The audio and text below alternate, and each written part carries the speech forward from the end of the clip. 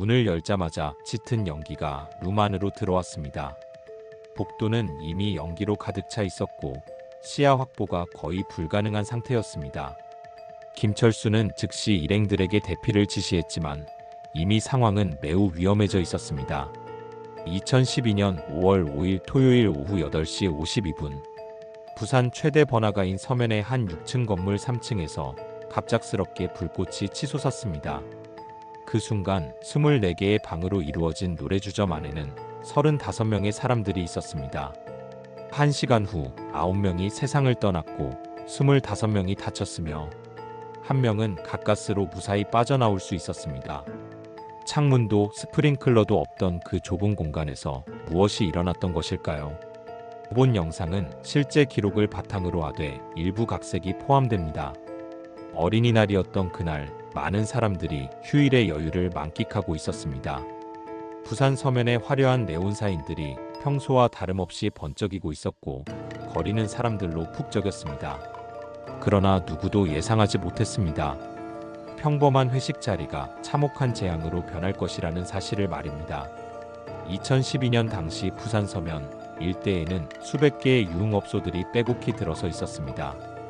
노래방이라는 이름으로 운영되는 업소들 중 상당수는 실제로는 술을 판매하는 유흥주점이었고 좁은 공간을 최대한 활용하기 위해 복잡한 내부 구조를 가지고 있었습니다. 안전시설보다는 수익성을 우선시하는 것이 일반적이었습니다. 부산 진구 부전동에 위치한 6층 건물 3층에는 24개의 룸을 가진 노래주점이 자리 잡고 있었습니다. 1980년대에 지어진 이 건물은 현재의 안전기준에 미치지 못하는 부분들이 있었습니다. 이 업소를 운영하는 것은 4명의 공동업주들이었습니다. 이들은 수익 극대화만을 추구했습니다. 비상계단은 객실로 개조되었고 스프링클러는 설치되지 않았으며 화재 경보기는 영업 방해를 이유로 평상시 작동하지 않았습니다. 창문 없는 밀폐 공간에서 손님들의 안전은 뒷전이었습니다. 당시 이 지역의 유흥업소들은 대부분 비슷한 상황이었습니다. 좁은 공간에 최대한 많은 룸을 만들어 놓고 안전시설은 최소한으로만 갖추는 것이 일반적이었습니다. 관련 법규가 있었지만 단속이 느슨했고 업주들의 안전의식도 부족한 상태였습니다. 2012년 5월 당시 대한민국은 2008년 글로벌 금융위기의 여파가 남아있었고 젊은 직장인들은 스트레스 해소를 위해 회식을 자주 가졌습니다. 부산은 항구 도시 특성상 다양한 국적의 외국인 근로자들이 거주했고 때로는 한국인 동료들과 함께 회식에 참여하기도 했습니다. 그날 저녁 화재가 발생한 노래주점에는 평소보다 많은 손님들이 몰려들었습니다. 어린이날 휴일이었기 때문에 회식을 하는 직장인들이 늘어났기 때문입니다. 특히 IT 관련 회사에서 근무하는 직장인들과 건설 현장에서 일하는 외국인 근로자들이 함께 온 일행이 있었습니다. 이 일행의 리더 격인 인물은 28세의 김철수였습니다. 그는 한 IT 회사에서 팀장으로 일하고 있었으며 평소 동료들을 잘 챙기는 성격으로 알려져 있었습니다. 특히 회사에서 함께 일하는 외국인 근로자들에 대해서도 차별 없이 대하며 종종 회식 자리에도 함께 참여하도록 배려했습니다. 김철수의 팀에는 25세의 신입사원 박영희도 있었습니다. 입사한 지 6개월 정도 된 그녀는 조심스럽고 예의 바른 성격으로 회식 자리에서도 항상 분위기를 맞추려 노력하는 편이었습니다. 평소 노래를 잘해서 회식 때마다 분위기 메이커 역할을 하곤 했습니다. 가장 안타까운 것은 28세의 가연이었습니다. 스리랑카 출신인 그는 2년 전 한국에 들어와 건설 현장에서 일하고 있었습니다. 본국에는 아내와 어린 딸을 두고 있었으며 가족을 부양하기 위해 열심히 일하고 있었습니다. 한국어가 서툴렀지만 성실하고 밝은 성격으로 한국인 동료들과도 잘 어울렸습니다. 가양과 함께 온 스리랑카 출신 동료 2명도 있었습니다. 이들 역시 20대 후반의 나이로 본국에서 온 지 얼마 되지 않아 한국 생활에 적응해가고 있는 중이었습니다. 평소 한국 문화에 큰 관심을 보였고 특히 한국 음악을 좋아해서 노래방에 가는 것을 즐거워했습니다. 이날 회식에 참여한 다른 직장인들도 대부분 20대 후반에서 30대 초반의 젊은 사람들이었습니다. 모두 각자의 꿈과 목표를 가지고 열심히 살아가던 평범한 사람들이었습니다. 그들에게 이날 회식은 일주일간의 피로를 풀고 동료들과 친목을 다지는 소중한 시간이 될 예정이었습니다. 노래주점 측에서는 이진모 씨가 대표적인 업주 역할을 하고 있었습니다. 30대 초반인 그는 몇 년 전부터 이 업소를 공동으로 운영해 왔습니다. 수익성을 최우선으로 생각하는 성향이 강했고 안전관리에 대해서는 상대적으로 소홀한 편이었습니다. 특히 손님이 많이 오는 주말이나 휴일에는 매출에만 신경을 쓰는 경우가 많았습니다. 매니저로 일하던 최도윤은 26세의 젊은 남성이었습니다. 이 일을 시작한 지는 1년 정도 되었고 평소 업무에 성실한 편이었습니다. 하지만 사장들의 눈치를 보느라 문제점을 발견해도 강력하게 의견을 제시하지 못하는 성격이었습니다. 특히 안전 관련 문제들에 대해서는 여러 번 우려를 표했지만 매번 무시당하거나 넘어가는 경우가 많았습니다. 업소에서 일하는 종업원들 대부분은 20대의 젊은 여성들이었습니다. 이들은 생계를 위해 이 일을 선택했지만 대부분 안전교육을 제대로 받지 못한 상태였습니다. 화재 발생 시에 어떻게 대처해야 하는지, 손님들을 어떻게 대피시켜야 하는지에 대한 구체적인 매뉴얼도 없었습니다. 5월 5일 어린이날 저녁 7시경 김철수 일행은 서면 번화가에 도착했습니다. 평소보다 사람이 많았고 여러 업소들에서는 어린이날 특별 이벤트를 내세우며 손님들을 끌어들이려 했습니다. 김철수는 동료들과 상의한 후 비교적 크고 시설이 괜찮아 보이는 노래주점을 선택했습니다. 오후 8시경 일행은 15번 룸으로 안내받았습니다. 이 룸은 출입구에서 비교적 가까운 위치에 있었지만 복잡한 복도 구조 때문에 나가려면 여러 번 방향을 바꿔야 했습니다. 룸 안에는 창문이 없었고 환기는 오직 에어컨에만 의존하고 있었습니다. 처음에는 모든 것이 순조로웠습니다. 주문한 술과 안주가 나왔고 사람들은 각자 좋아하는 노래를 부르며 즐거운 시간을 보냈습니다. 특히 스리랑카 출신 근로자들은 한국 노래를 따라 부르려고 노력하는 모습이 인상적이었고 다른 일행들도 그들의 모습에 웃음을 지었습니다. 같은 시간 노래주점의 다른 룸들도 손님들로 가득 차 있었습니다. 어린이날 휴일을 맞아 회식을 하는 직장인들, 친구들과 모임을 갖는 젊은이들, 그리고 가족 단위로 온 손님들까지 다양한 사람들이 각자의 시간을 보내고 있었습니다. 그러나 오후 8시 30분경부터 24번 룸에서는 이상한 냄새가 나기 시작했습니다. 전기가 타는 듯한 냄새였지만 손님들은 별로 신경 쓰지 않았습니다. 종업원이 확인해봤지만 특별한 문제를 발견하지 못했고 매니저에게 보고하지도 않았습니다. 8시 40분경 24번 룸의 천장에서 작은 불꽃이 튀기 시작했습니다. 오래된 전선의 피복이 손상되어 합선이 일어난 것이었습니다. 하지만 이때까지도 아무도 심각성을 인식하지 못했습니다. 손님들은 단순한 정기적 문제 정도로 생각했고 종업원들도 마찬가지였습니다. 8시 45분 상황이 급격히 악화되기 시작했습니다. 천장에 작은 불꽃이 인테리어 자재에 옮겨 붙으면서 불길이 확산되기 시작한 것입니다. 이 업소에 사용된 내장재들은 대부분 가연성 물질이었고 화재에 취약한 구조였습니다. 24번 룸에 있던 손님들이 연기를 발견하고 당황하기 시작했습니다. 하지만 이들도 처음에는 큰 화재라고 생각하지 않았습니다. 그저 작은 불이 난 정도로 생각하고 물을 부어서 끄려고 시도했습니다. 전기 화재에 물을 부은 결과는 참담했습니다. 8시 50분, 단 5분. 불이 아니라 시간이 사람을 삼켰다. 드디어 누군가가 큰 소리로 불이야라고 외쳤습니다. 하지만 이미 초기 진압의 골든타임은 지나간 뒤였습니다. 불은 이미 24번 룸 전체로 번져 있었고 복도까지 확산되기 시작했습니다.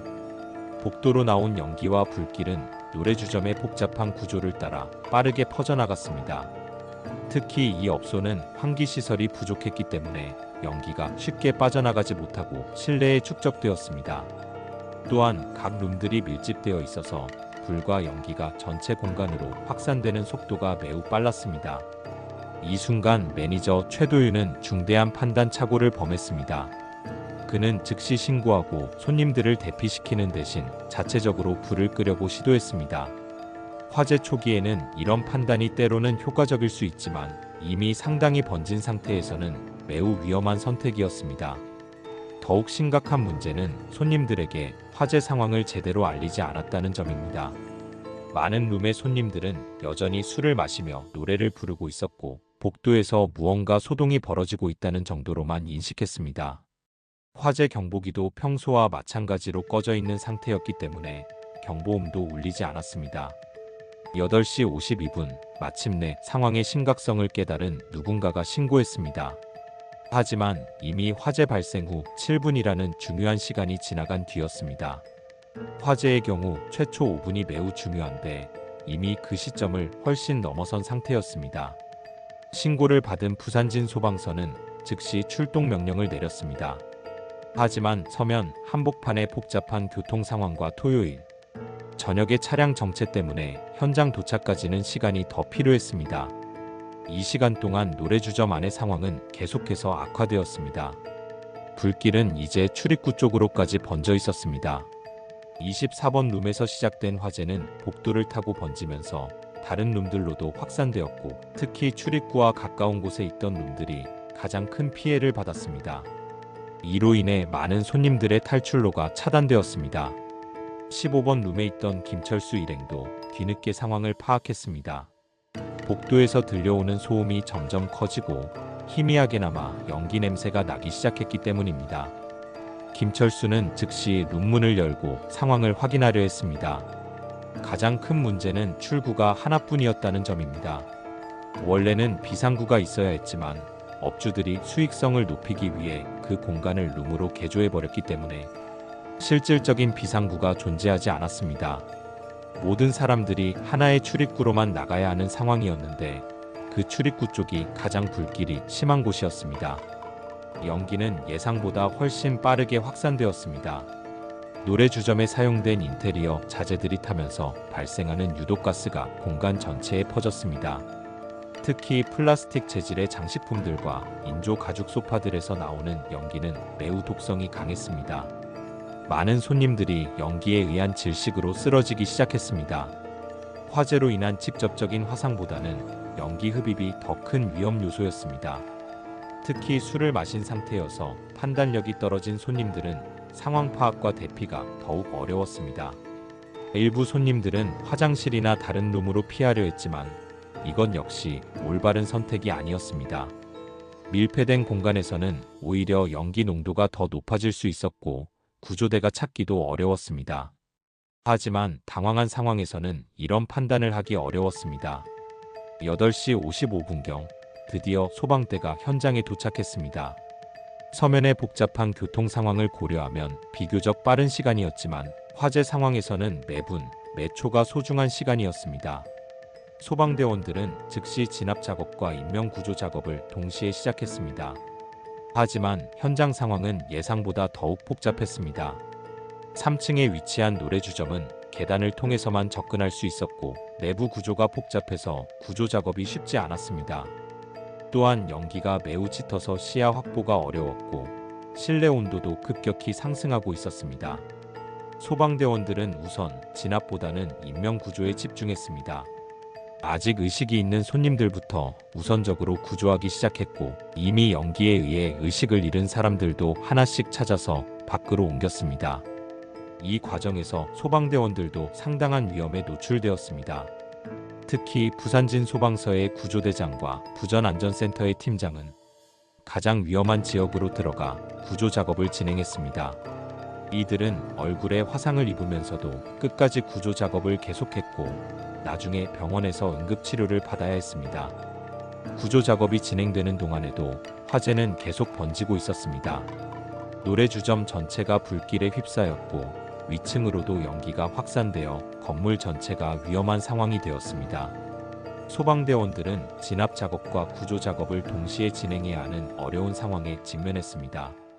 9시경 대부분의 생존자들이 구조되었습니다. 하지만 이미 9명이 연기 흡입으로 인한 질식으로 사망했고 25명이 크고 작은 부상을 입었습니다. 부상자들은 즉시 인근 병원들로 이송되었고 응급치료를 받았습니다. 사망자 명단이 확인되면서 이 사건의 참혹함이 더욱 드러났습니다. 김철수를 비롯한 한국인 6명과 가얀을 포함한 스리랑카인 3명이 목숨을 잃었습니다. 이들 대부분은 20대에서 30대 초반의 젊은 사람들이었고 각자의 꿈과 희망을 가지고 살아가던 평범한 사람들이었습니다. 10시경에는 큰 불길이 진압되었습니다.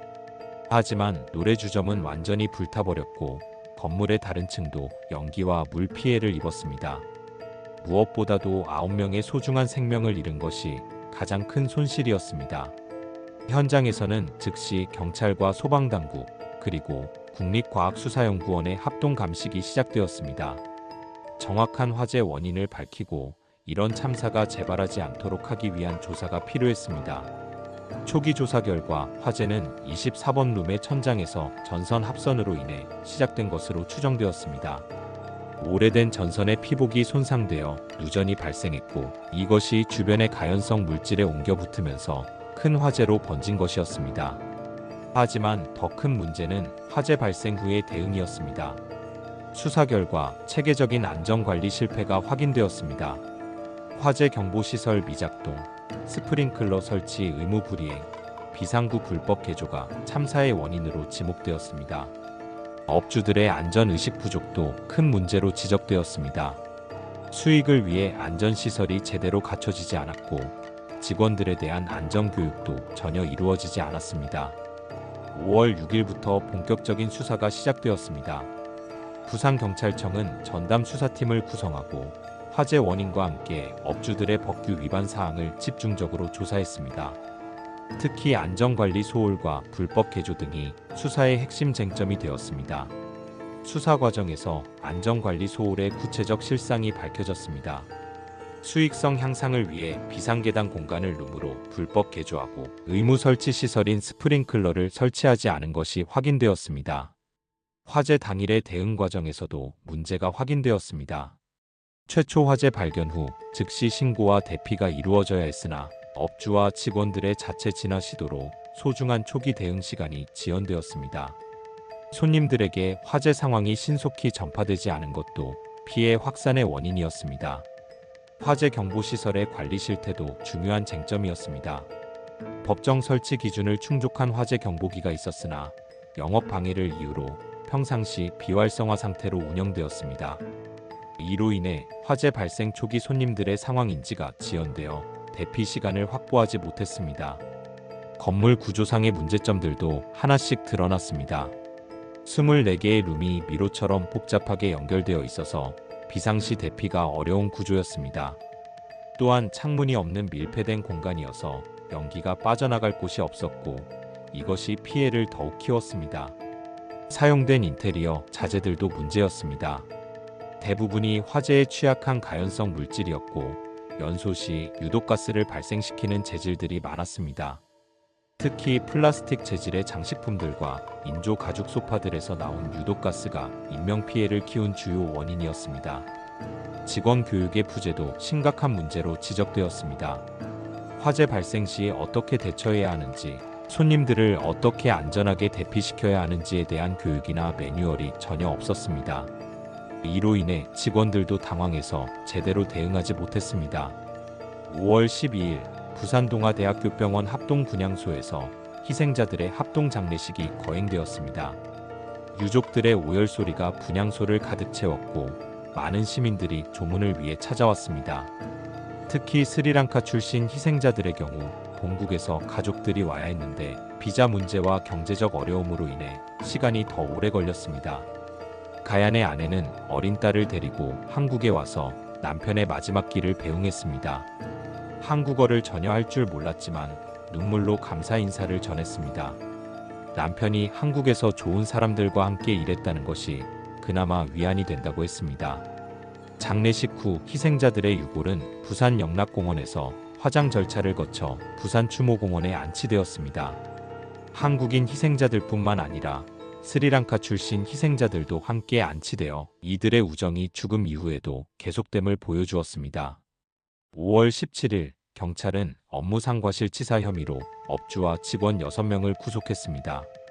2014년 재판부는 피고인들의 안전관리 의무 소홀과 비상구 불법 개조를 인정하여 주요 업주 3명에게 징역 3년에서 4년을, 1명에게는 집행유예를 선고했습니다. 유족들은 9명의 목숨에 비해 가벼운 형량이라며 분노를 표했습니다. 2016년 대법원은 민사소송에서 부산시와 업주들에게 19억 7천만 원 배상을 확정했습니다. 유흥업소의 안전관리 문제가 사회적 이슈로 부각되었습니다. 많은 사람들이 자주 이용하는 노래방이나 유흥업소들이 실제로는 매우 위험할 수 있다는 사실을 깨달았습니다. 정부는 이 사건을 계기로 관련 법규를 강화했습니다. 2012년 7월 건축법 시행령이 개정되어 노래 연습장의 안전 기준이 강화되었습니다. 특히 스프링클러 설치 의무화와 비상구 확보가 더욱 엄격해졌습니다. 소방법도 개정되어 화재 경보 시설의 점검이 강화되었습니다. 또한 유흥업소 직원들에 대한 안전 교육도 의무화되었습니다. 하지만 여전히 많은 업소들이 이런 규정을 제대로 지키지 않고 있다는 지적이 계속되고 있습니다. 외국인 근로자들의 안전 문제도 새롭게 조명받았습니다. 이들이 한국 사회에서 차별받지 않고 안전하게 생활할 수 있도록 하는 제도적 장치가 필요하다는 목소리가 높아졌습니다. 특히 언어 장벽으로 인해 비상시 대처가 어려운 점이 문제로 지적되었습니다. 부산시는 이 사건 후 유흥업소에 대한 안전 점검을 대폭 강화했습니다.